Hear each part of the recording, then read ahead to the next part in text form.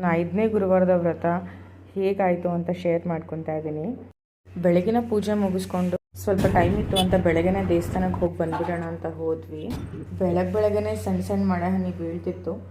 ಸಂಜೆ ಪೂಜೆ ನಾನು ಯಾವಾಗಲೇ ಮಾಡಬೇಕಾಗಿದ್ರು ಹೊಸಲಿಗೆ ಬಾಗಿಲಿಗೆ ಸ್ವಲ್ಪ ನೀರು ಹಾಕ್ತೀನಿ. ಏನಾದರೂ ಸ್ವಲ್ಪ ಸಂಜೆ ಪೂಜೆಗೆ ಪ್ರಸಾದ ಮಾಡೋಣ ಅಂತ ಪಾಯಸ ಮಾಡ್ತಾಯಿದ್ದೀನಿ.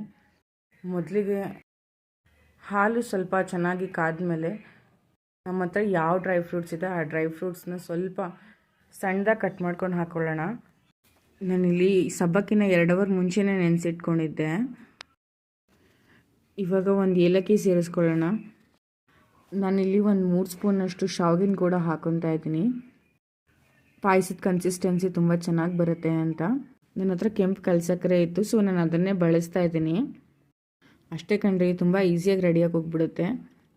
ಈಗ ಪ್ರಸಾದನ ರಾಯರ ಮುಂದೆ ಇಟ್ಟು ಸಂಜೆ ದೀಪ ಹಚ್ಚೋಣ.